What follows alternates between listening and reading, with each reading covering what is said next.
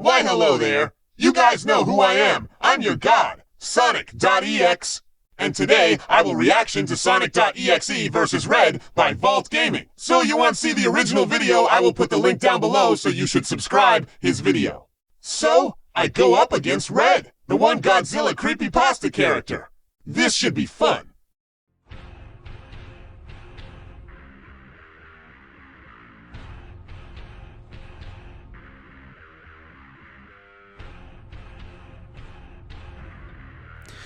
The age-old tradition of ghost stories around the campfire has been something that has evolved over the years, but it wouldn't be until 2001 thanks to a little-known story called Ted the Caver.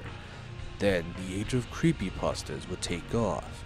This genre of internet horror stories would take on many subgenres, such as cryptids, experiments gone wrong, horrifying and tragic events, twisted versions of family-friendly shows, weird serial killers, original characters, and the topic for today, video games.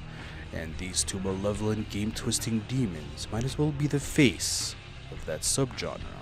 What the hell are you doing? Are you lowering your voice? No, I just thought, it'd be fun for, Halloween. Stop that. No. Sonic.exe, the demon of all things, Sonic. There I am. Red, the kind-sized terror of NES Godzilla. Can I still do the deep voice? Shut up. For this matchup, we'll mainly be sticking to their original source material and works. I mean, seriously, do you expect us to do Friday Night Funkin' for a matchup like this? With that said, I make Deezes, and it's my job to go over their origin and skills to see who would win in this episode of The Debate Club. Stop it. No! You all know who will win is me! Your god!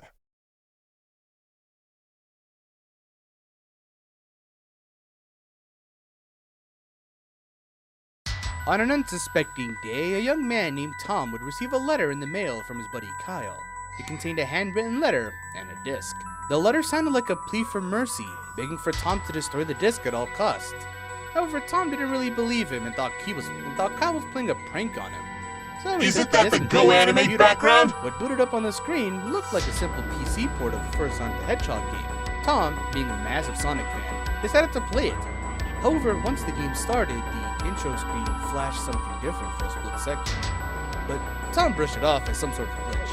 Things would change for the weirder though, as what looked like a character select screen popped up, with Sonic nowhere to be found. Wait a minute, that 2011 X version! Why is not show my version? Sonic, or what looked to be Sonic, but oh, as he got there's closer, my version. Red static started to cover the screen, and once he got close to the hedgehog, his eyes opened. But they weren't his normal eyes at all. They were pitch black with red pupils and what looked like blood coming from his eyes. This was not Sonic the Hedgehog. This was none other than Sonic.exe. So yeah, turns out Kyle wasn't kidding, and the thing haunting this disc was also responsible for his death. This game is nothing more than a hellhole for this Sonic. In this instance, we'll call him X for now. He will torture his victims who would fall into his game. This implies that X is able to interact with the real world and drag his victims into the game. After Tom witnessed the deaths of Tails, Knuckles, and Eggman, it was his turn to suffer, and he was confronted by, oh, you gotta be kidding me, a Sonic plushie with blood on it. How spooky. I might as well throw away all the Sonic merch you have. What are you talking about? Sonic would never hurt me, right? I'm still baffled that the thing capable of doing this is a goddamn Sonic with bleeding eyes. Like seriously, who would actually be dumb enough to bring home a random game disc and pop it into their PC? Yeah, I just found this random CD that just says Mario on it. Let's pop it in and see what happens. Dude, what the hell? It's for your own goddamn good. I hate you. But there's more to X than just the powers he holds. He's a master manipulator and a trickster, able to create his own cult, the Cult of X. Dedicated to serving X and carrying out his actions in the real world, as he saw himself as a god. Their main goal was to help X bring more people to his world and force them to become their favorite Sonic characters? I guess being Shadow would be cool. Oh god, I don't want to be Chris Thorndike, I don't want to be Chris Thorndike! Huh? Nothing? Okay. Anyways, he was able to manipulate the minds of those with evil in their hearts. He uses it on his own slaves to carry out his actions. With all these powers at his side, X was willing to make the world fall to his knees, and to make sure everyone would become his playthings. And he's a pretty powerful entity at that. Whether you like it or not, it shouldn't be scoffed at. Scaling into the classic iterations of the characters he's shown killing, characters like Tails and Knuckles have been shown in the original games to break through stone walls the size of buildings with their own bodies. And if he's able to interact with the entirety of the classic series, given that Tails and Knuckles they are my victims! He could potentially keep up with characters like the classic iteration of Metal Sonic, who has been stated to be able to move at the speed of light. And as mentioned before, he's even been shown to likely create and control the very world he resides in, making him almost a threat to reality itself.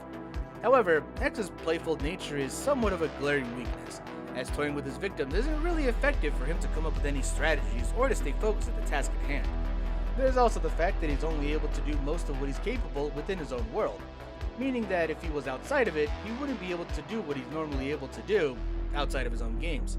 And yet, despite his infamous reputation in the creepypasta fanbase, coming from a very flawed, poorly written, and cliched story, he still became a massive influence on the creepypasta fanbase, and even those outside of it just because of how popular he was, even inspiring fans to make their own stories and iterations of the character. With the legacy he left behind, it's no wonder that X gave nightmares to those on the internet back then, and even still to this day, until he makes everyone and everything his plaything. He won't stop forcing everyone to see why he sees himself as their god.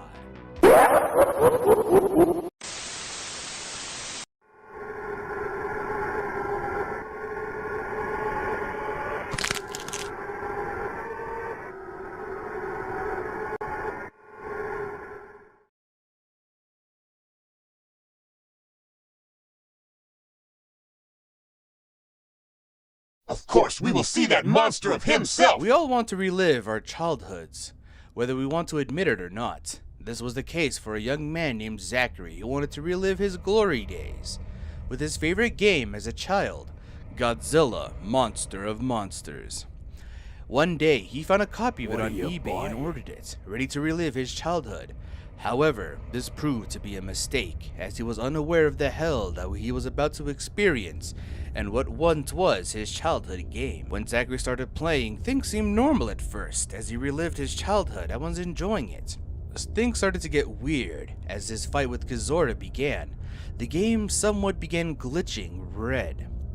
Things only got even weirder with kaijus that weren't supposed to be in the game began to appear. Zachary brushed them off. But then, after defeating Biolante, a weird red face stood in its place. Moving forward, it led him to a level that resembled a hellish landscape with the word "Run" at the top of the screen.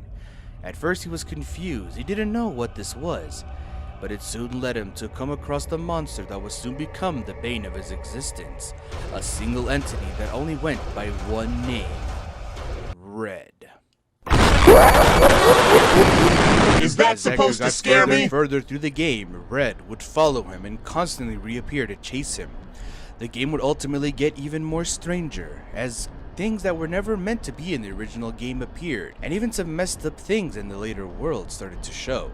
It wouldn't be until their last encounter where Zachary soon learned just how much of a threat Red truly was. He has the ability to breathe fire, use his long tongue to snatch his prey and devour them, spear opponents with his long tail, regenerate from any damage taken to him, and even teleport. I think it's an important rule of thumb to say that something this big shouldn't be allowed to teleport. He's also able to transform between two different forms. First is his aquatic form, allowing him to breathe and swim underwater. The other one is his flight form, which allows him to fly through the air. Those are nothing compared to his more grotesque and spiritual abilities. He's able to warp the fabric of the game he resides in and can even create anything he wants within it. He's also able to interact with the outside world, such as inflicting pain on the player. He's also able to paralyze others and can even one-shot anything within the run levels, despite this breaking the rules of the game. He's been stated to absorb the energy of all kaijus he kills simply by eating them, meaning he can gain the powers of just about anything he eats. Same thing with me. Mama D's has always told me to eat my protein so I can become big and strong.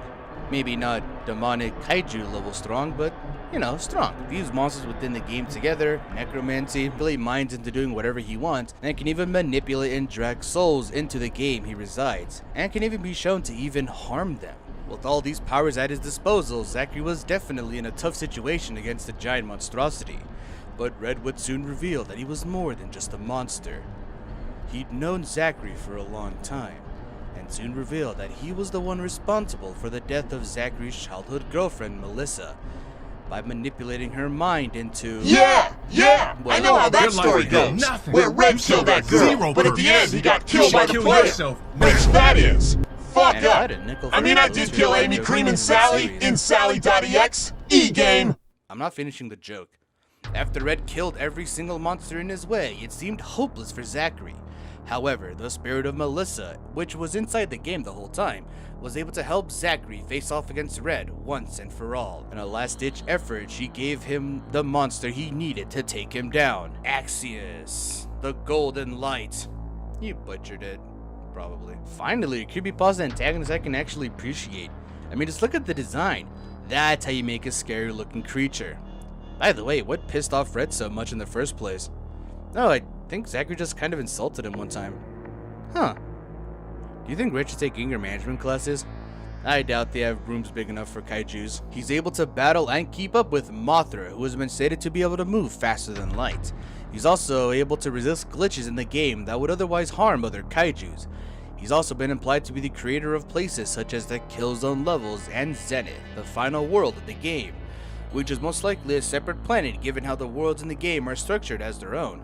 And having control of his own world would put him on a scale up to the universal level. Red has also been seen as ruthless and usually doesn't hesitate when it comes to trying to tear his victims apart, and fighting other kaiju shows that he's capable of full-on combat. I mean, just look at this. This is peak fighting. Yet despite being defeated in the end, Red made sure to leave a permanent mark on not only Zachary's life, but on the reader as well. There hasn't been many stories made similar to it, despite how well it was received. But ultimately, that's probably what helped it stand out amongst the rest, since there's nothing quite like it. And perhaps he might not be as dead as you think. He could still be wandering out there, waiting for the next player to pick up his cartridge. So don't let nostalgia blind you, because maybe you might make the same mistake Zachary did. And perhaps there might be more to the god of Godzilla.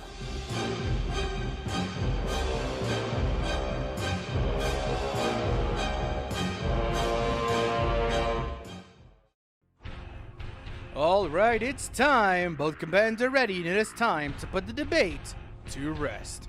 Like Sonic says. Alright, let's go!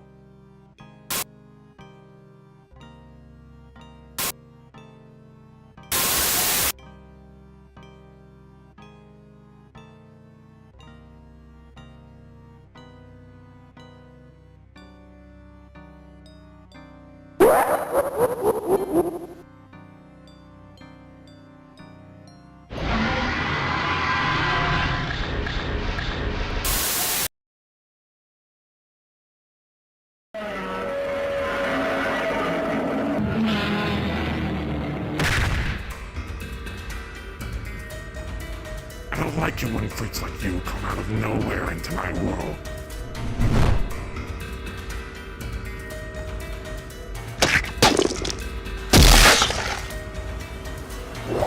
Since your self-claiming to be a god is quite the comedic act. If I wasn't here to take your world for myself. Trust me, you're messing with a god.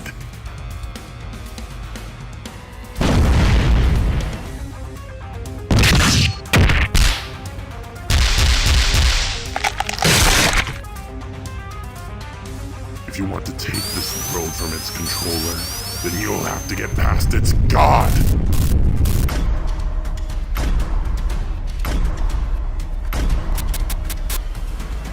Well, I am an EXE, so you all can't kill me. You've been the most fun I've had to play with in a long time.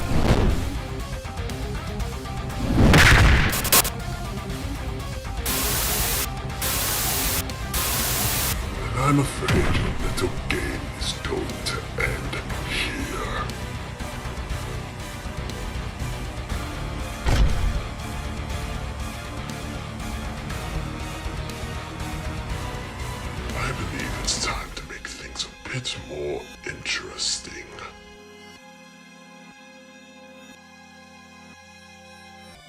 Oh, quite the contrary. Puppets, obey your master.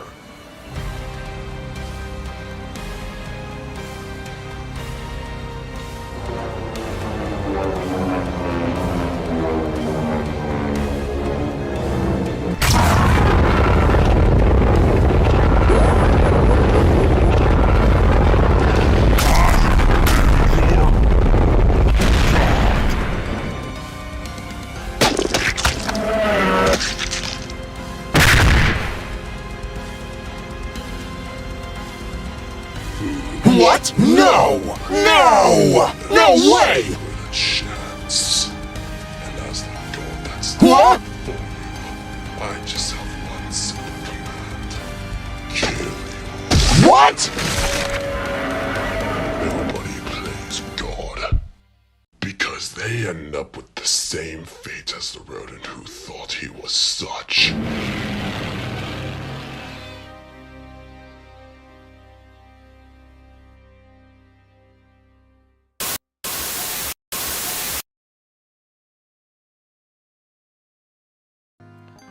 We might need a new TV.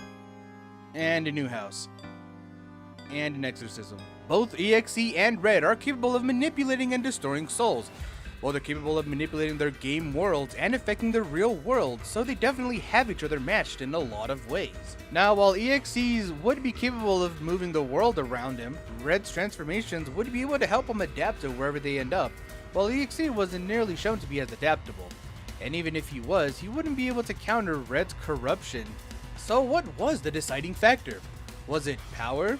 Well, both can manipulate the world around them, so... Okay, how about speed? Well, both can reach similar amounts of speed and both can teleport, so null factor. What about durability? Well, both are basically unkillable demons that reside inside a gaming world, so... No? So what was it? Well, it all comes down to their very character. Unlike Red, EXE enjoys toying with his victims and playing around, not really going for the kill. Unlike Red, who would spend no time in actually delivering the final blow. Plus, fighting actual kaijus in combat would give Red much more fighting experience compared to EXE, who just usually kills his victims with little to no effort and hasn't really been shown to fight. It's like if a bully went up against a really strong guy. Sonic.exe was deadly and can definitely win with a lucky shot, but Red's unshakable corruption, better fighting experience, and more serious nature meant that all Sonic.exe can do was run. EXE might have seen himself as a god, but in the end, all he saw was red. The winner is Red.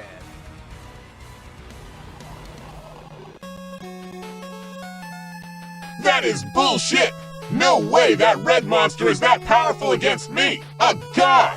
A strongest god ever! There's no way that monster can't take me down! How the hell did he find that way to kill me? Well guys, this video was cool and all, but I want to know how the hell is Red kill me? There's no way he can handle a god. Did he find a way to kill me? Did he know who I am? Did he know everything about me? If so, then how? He must had something to find. Way to kill me? Or did know about me? Like bro is like Venom, but red. No wonder why his name is Red. Is because the damn red color. And here I thought Sunky is annoying, but this guy is bullshit. Hey Red, if you listen this, I will let you know. I hope you're ready for round 2, because you will go into my world after I'm done with you.